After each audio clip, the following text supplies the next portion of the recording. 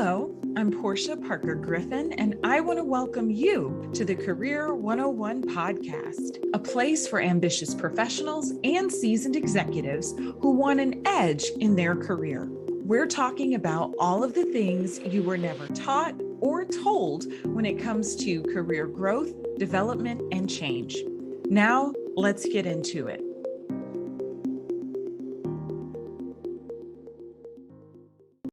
Today, we are talking about Graduate Degrees 101. Should I get a graduate degree with Bethany Mills?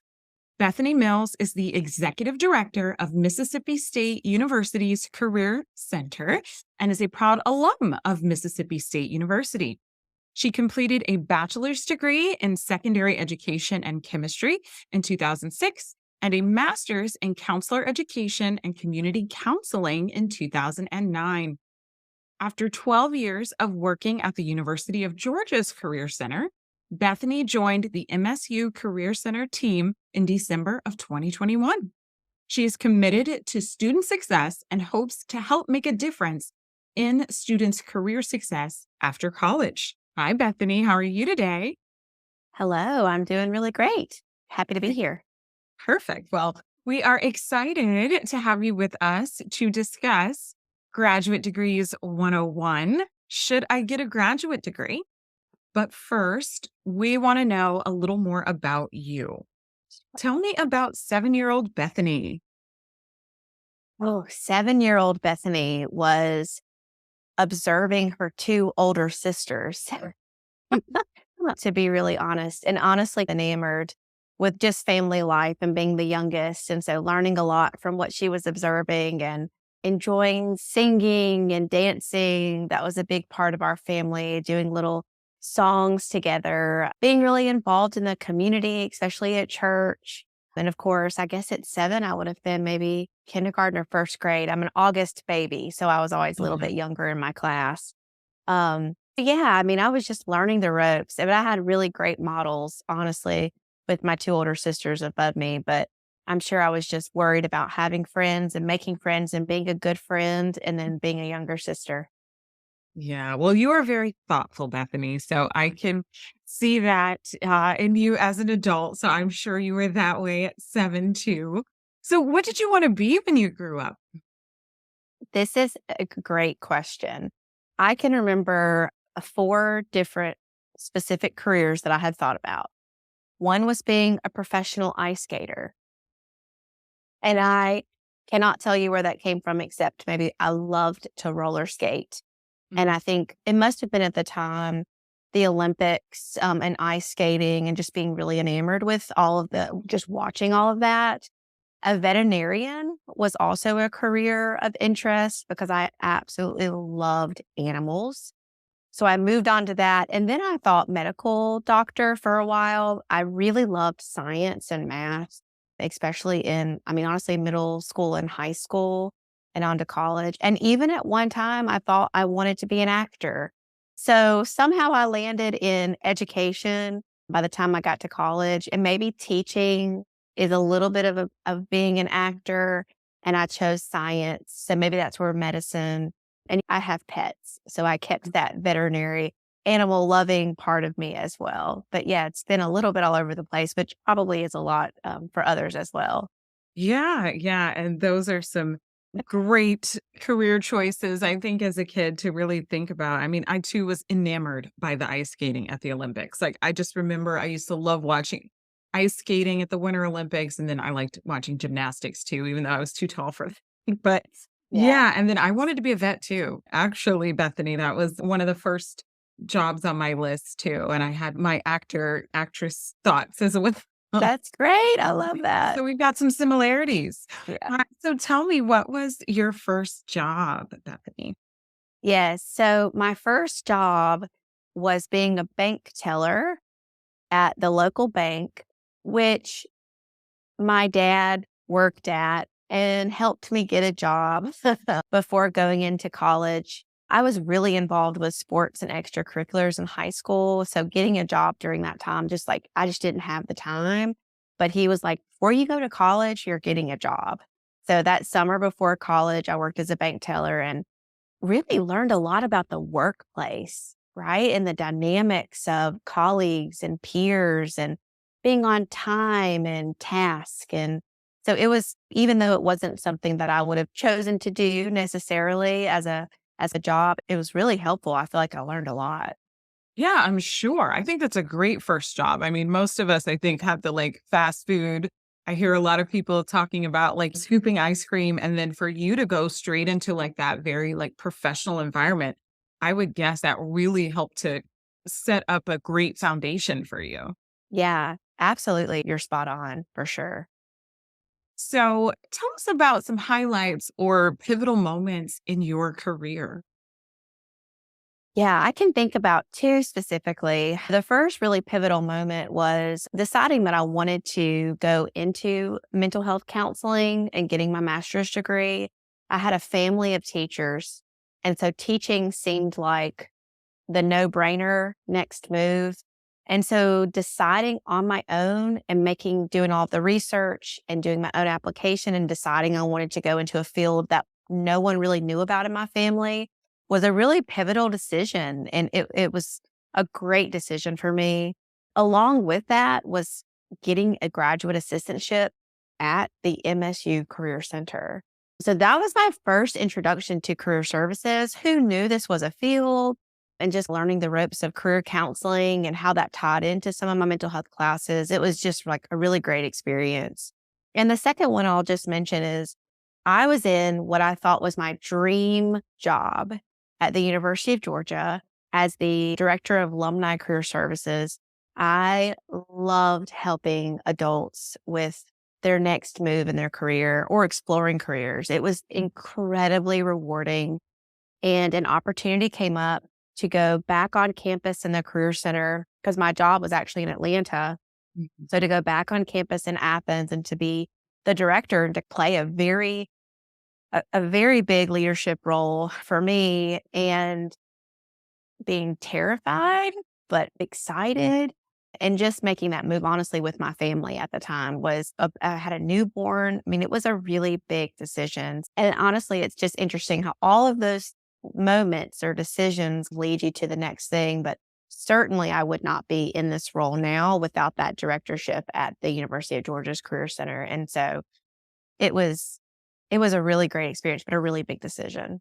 Yeah. Yeah, I'm sure because I actually met you right before that came up when you were at the Alumni Career Center in Atlanta. And then remember you getting that job and all of that. So Yeah. I'm sure that was a really big decision. So, with this really interesting background that you have, Bethany, I want to go back to the counseling part that you mentioned. What originally drew you to counseling? Because you mentioned your family full of teachers. Yes. I genuinely didn't understand that it was a career. And I know that sounds probably so naive, right? Like we go through our high school experiences and you're only exposed to so many careers. And I knew there was a school counselor, but beyond that, I really had no general idea of what counseling. And so when I was in my last semester of my undergraduate degree, I had a friend who had just decided he wanted to start the graduate program in mental health counseling here at Mississippi State. And so he was the first person that I knew that had gone into that. And he was telling me a little bit about it, about the licensed credential, this licensed professional counselor credential that you could get from that and what all you could do with that.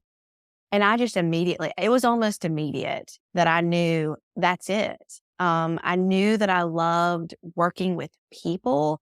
I knew how much I had a love for people. And that's why I went into teaching. And maybe I liked people and helping them through their difficulties than I did teaching them chemistry. And so I landed after doing, again, some additional research, and I went and spoke to the department on my own.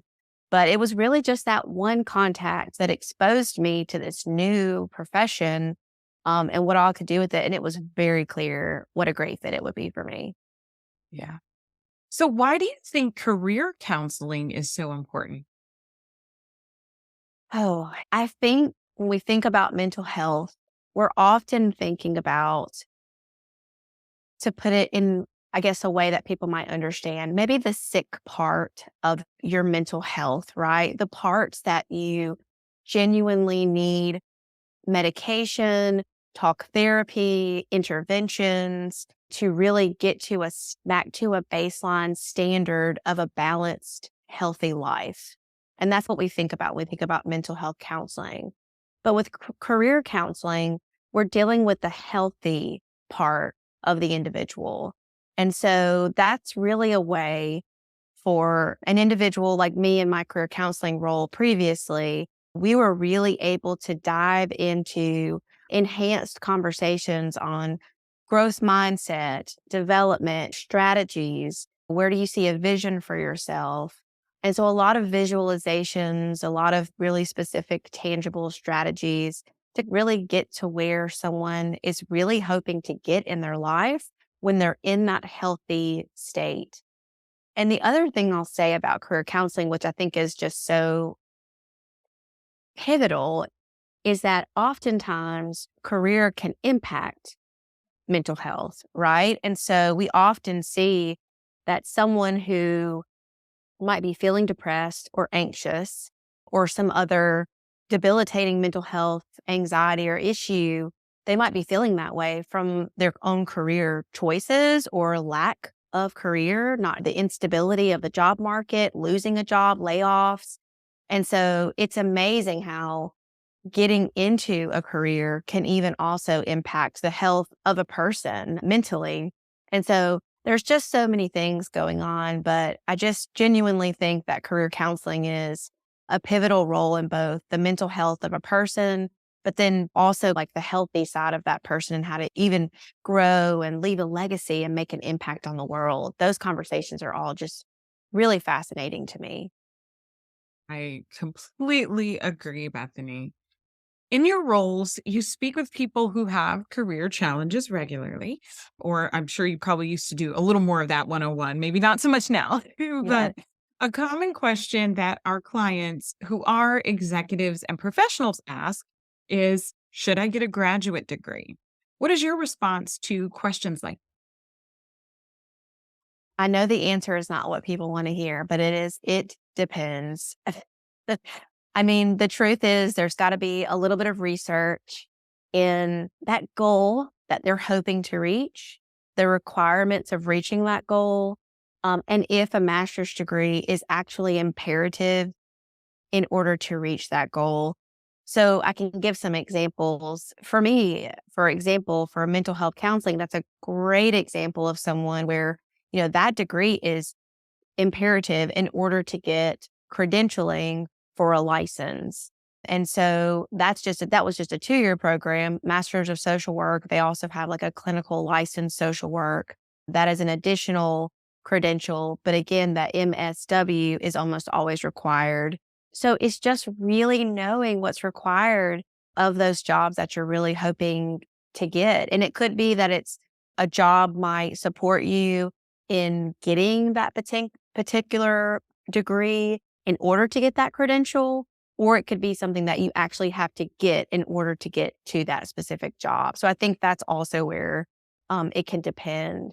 I can remember meeting with an MBA student at the University of Georgia, and he was fresh out of his MBA, and he was one of those students that went straight from undergraduate to graduate school to complete his MBA. The economy was down, and he thought, let me use this time to get that extra master's degree, which I completely understood. The issue that he had in the job search, however, was that he had an MBA with no hands-on work experience, not an internship, no project specific experience that he could relay those really hard, maybe technical skills that employers are looking for. And so in that case, that experience probably would have meant more than that MBA. Although in the moment, I can understand why he made that decision because of a down economy and thinking that might help as a part of his job search. Without that hands-on experience, I think it didn't necessarily help him probably as much as he thought. So I think that's another piece of the puzzle, right? Is if you're going to continue to get that extra degree, then you've also got to really have that extra work experience alongside the degree so that you can showcase to that employer that you not only have the additional education, but you've also got additional work experience in tangent with that as well. Yeah, great point. I actually want to come back to that. But first, I want to get your thoughts on PhDs because sometimes people tell me that, hey, they just want to get a PhD, but they might tell me like they're not necessarily interested in teaching or anything like that. Have you had people ask you about doctoral degrees in that way? Yes, and I'll be honest, I feel like the academy is going through a time where they're also trying to figure out the value of a PhD. We also have now ED programs, Doctorate of Education, which are in some cases synonymous for certain jobs, PhD or ED. So those are some things to know. When I think about a PhD, I tend to go back to more of a broader question, which is, do you want to do the work that is going to help solve problems through research and then theory and like contributing to the field in that way? That's what I think about when I think about a PhD. When I think about the students who continue to stay at Mississippi State to continue their PhD program, it's often because they don't want to leave the research. They're so excited to continue the research with their faculty professor or mentor, and they can see how this research is pivotal or so important to solving these really real world problems that we have in our communities or in the state or the world. And I think they just want to continue that work. And I feel like that should be a barometer for folks. If you really want to continue that research that is going to really make that impact on that higher level, then a PhD is probably a really great fit. Certainly, there's some cases I know you and I have probably both seen. I mean, for my role, when I was applying for the executive director role, it had preferred PhD. I knew going in that I might not have the credentials that other candidates might have because I do not have a PhD. But luckily, they were okay with my applied experience and the ideas that I had to grow the Career Center here, that they made me the offer. But I do understand that in some leadership administrative roles in higher education, a PhD is really required in order to do that work. So it's just, really understanding the goal. But gosh, to me, it goes back. Do you just want to be a part of the research and the investigation and problem solving that goes into what a PhD really requires? The Career 101 podcast is brought to you by Fly High Coaching, where we help our clients soar to their full potential. More and more professionals and executives are setting out to achieve their career goals. But without the right support, it can be difficult, if not impossible. Whether you need career coaching, interview coaching, or a professional resume, we're here to help.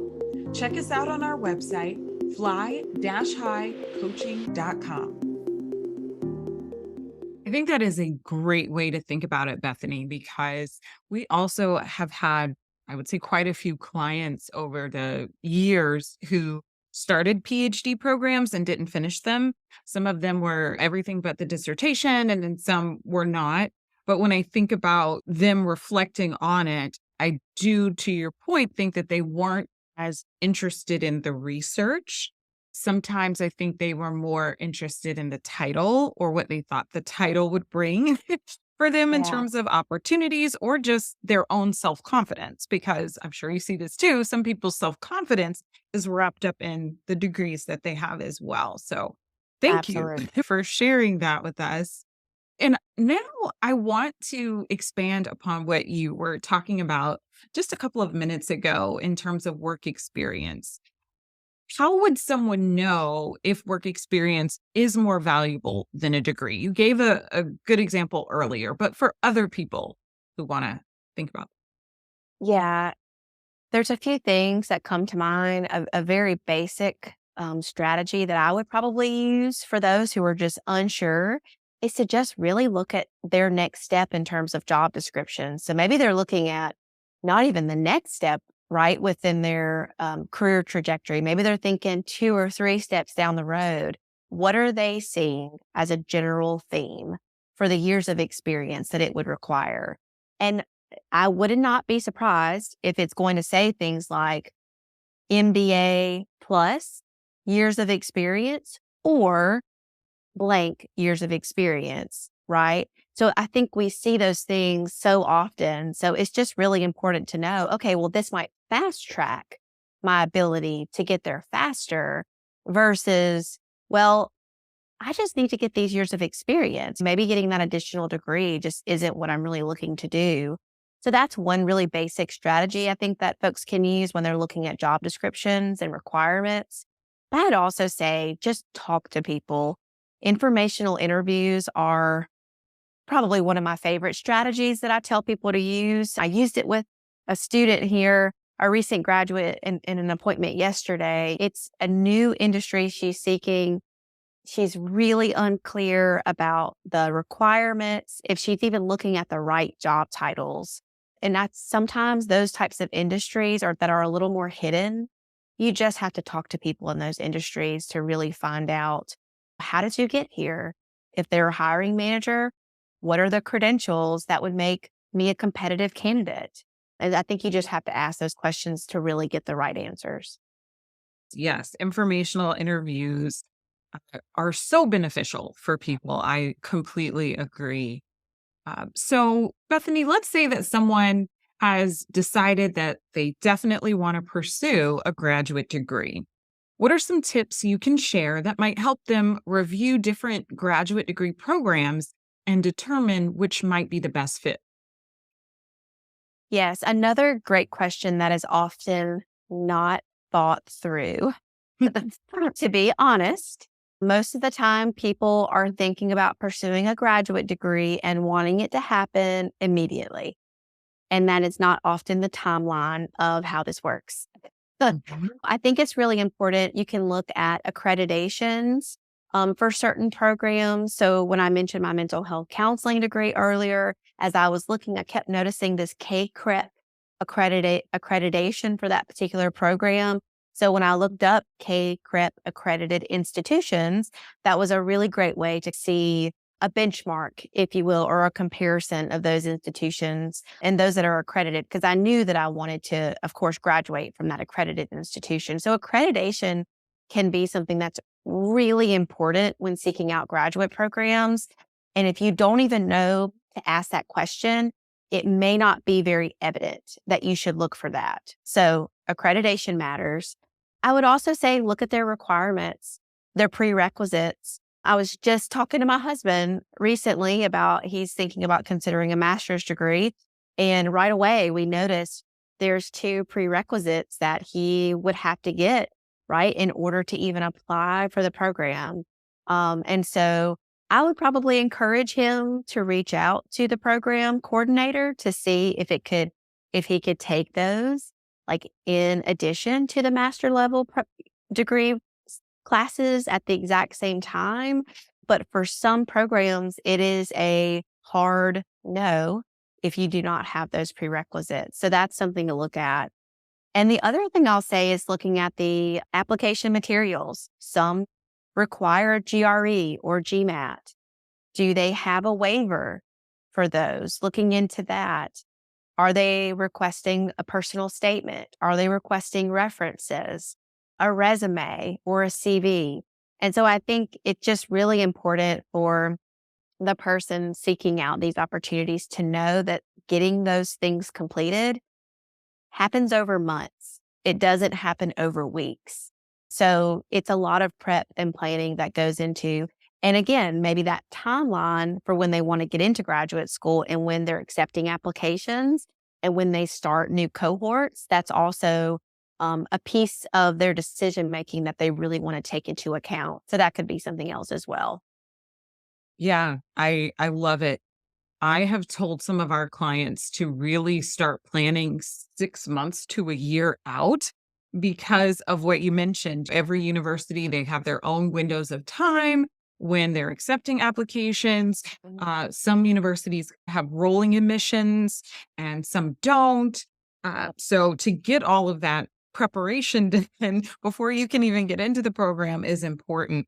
And I also love what you said about accreditation. So when I was doing research for master's degrees in industrial and organizational psychology, I found out about PSYOP, which a lot of people, if you're not in IO psychology, don't know about. But I noticed some programs were saying, we are, well, what was it? It was like, our program is in alignment with the PSYOP, which is the Society for Industrial and Organizational Psychology guidelines, right? Mhm. And some didn't. And I asked a program like advisor that their program didn't say that. I asked, well, is your program in alignment with PSYOP? And he said, what's PSYOP? What's that? And that was obviously a clue. That was Yep. not going to be the program that I was going to go through. But you're right. You can definitely do that kind of research and then weed out programs or select programs based on that. So Mhm. great tip there. So I want to talk a little more about the application process that you touched on. What are some key aspects of the graduate program application process that you think people should know about?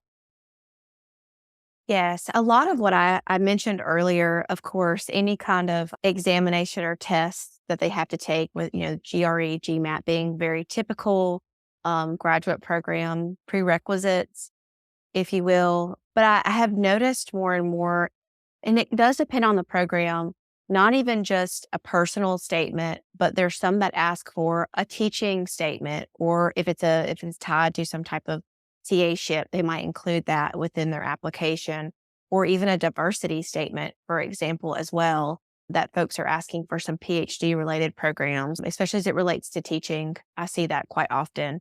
So I think those particular statements often, again, take more time than someone thinks it's going to take, especially if you're doing it well, because you're getting people to read it, you're getting some feedback, you're using that critique to make it better.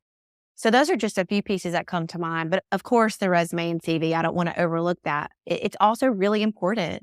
I need to make sure that all of your information is captured in a way that's your own self marketing on a piece of paper. So I think those things are important as well. And I know I just briefly talked about a teaching assistantship, but I would say often an assistantship can be tied to your application to a graduate program. And if that's a new word that you've never heard of, definitely take a look to see if the specific program or department that you are hoping to get into graduate school for offers an assistantship, whether that be a teaching or just a graduate level assistantship. Those are fantastic opportunities to get hands-on experience and to get some of your tuition potentially waived. We offer 100% tuition remission here for our graduate students at Mississippi State if they, yeah, for assistantships. So it's a real perk for students to find an assistantship here on campus. And honestly, it helps the institution with research and providing great instruction for our students. So it's a win. So look out for that as well in your application.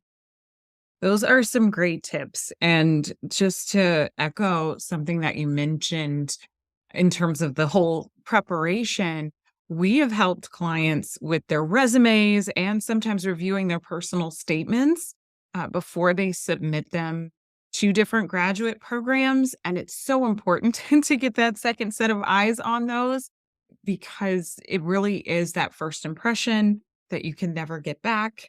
But also, I think that sometimes when people look at their resume and what they've done in the past, they surprise themselves with their background and how they might be a little more ready for programs than they thought. That's such a great point. I totally agree with all of that. Yeah. So, what are some of the biggest mistakes you've seen people make when applying for and maybe even just pursuing graduate degrees as well? Yes. I have a story that comes to mind that I want to make sure that I tell, but I think one of the biggest mistakes that I see is number one, not having a full understanding of the application process, which I'm not going to harp on that again because we've talked about it. But I do think that's a big piece. You cannot apply for a graduate program typically in a week's period of time. It takes much longer. I'll also say one of the areas that I often see people just not thinking about it from the perspective of the admissions counselor or the admissions coordinator is the personal statement. I have had to tell, working with alumni or working with students, it's something that I say over and over again. As I read this, it's lovely, it's written well, but I don't feel like I get a good sense of you in what I'm reading. I feel like I'm reading what you think they want to hear. And I say that really often to folks because we get really caught up in not saying the wrong thing. And then therefore we don't say anything. When I get through reading a personal statement, I should really have a good sense. Of course, it's not an interview and it's not in person, but I should have a really good sense of who you are as it relates to your professional journey, what you're hoping to accomplish, your passions, your interests, why that particular school, why that program. All of that should be really clear. I shouldn't have to question or think, gosh, I wish I could ask them more questions after reading this personal statement. It should be really clear. So that's probably one of the biggest pitfalls. And the last one that I'll say, and I'm going to share a story because I think about it all the time, is with a student who applied for a PhD program at a very reputable college, a science-based PhD program. And they got into the program, but they did not get an assistantship. And therefore, this student financially just couldn't make it work. And she just didn't get it and she just moved on. And about a semester later, actually, ends up going to a conference and she's speaking to a professor at that particular college. And he's like, wow, you should really apply for our PhD program. And she says, well, I did apply and I actually didn't get an assistantship and I couldn't go. And he was like, I wish you would have reached out to me because your interests are so in line with my research and what I'm doing. And had I known that, I would have been able to offer you an assistantship. And I think that there's a lesson here. You send in an application and it's all very neat and tidy, but it's not really human focused. So if you can find a way to connect with a human, it will often lead to that really awesome research opportunity or an assistantship or at the least a mentor as you go into that program.